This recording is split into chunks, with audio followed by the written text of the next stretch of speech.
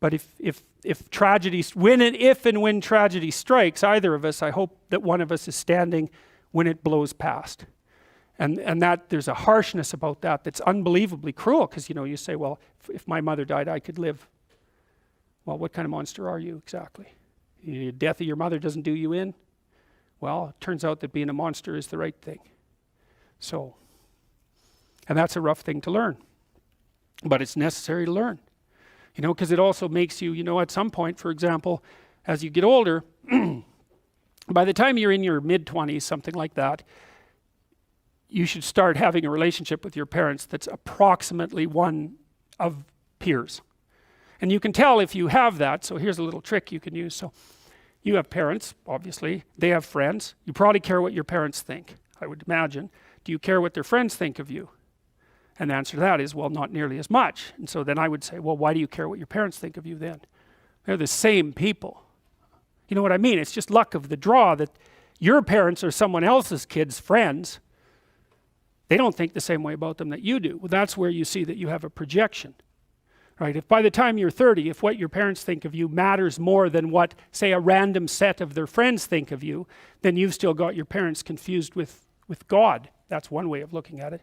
You've still got them confused with an archetype, and you're still a child. And you might think, well, it's pretty damn rude not to think about what your parents think of you anymore, not to care. It's like, yeah, it's kind of rude, but maybe you'll be useful for them when they get old.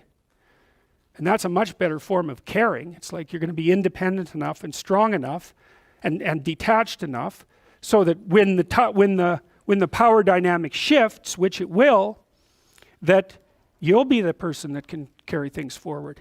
Well, you can't do a better thing for them than that, right? That's the best of all possible outcomes for your parents.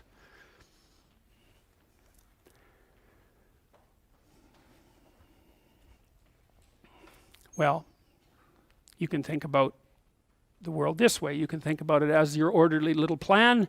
That's a place, and you can think about it as the place that things that disrupt your plan comes from.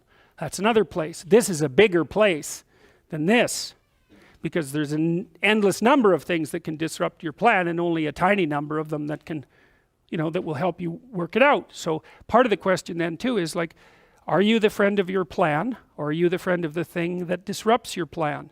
And I would say you should work to become the friend of the thing that disrupts your plan, because there's a lot of that.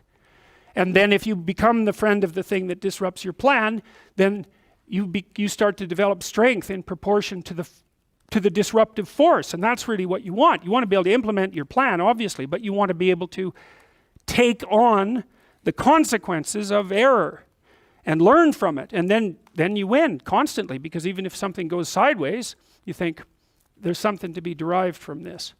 That's wisdom, fundamentally. So those are the eternal domains, right? There's the domain of order. That's a snake, by the way, and that's a domain of chaos. And that's the world. And maybe you're in the order and maybe you're in the chaos, but those can flip on you, and maybe you shouldn't be in either of those places. Maybe you should be right in the middle. And that's where you should be, as far as I can tell. And I think this is another escape from postmodern nihilism, let's say. That's actually a real place. It's not metaphysical, or maybe it is, but it's metaphysical if metaphysics is more real than physics. And you can tell when you're at that place, because that's a maximally meaningful place. And you drift in and out of it all the time in your life. And when things are really bad for you, you're not there hardly at all, right? Because everything's overwhelming you, or the things have become sterile. But if you watch your life, even over a week or two, you'll see that now and then you're there. Think, you stand up straighter, right? Because you're in the right place at the right time. And you think, aha, I got the forces of chaos and order properly balanced.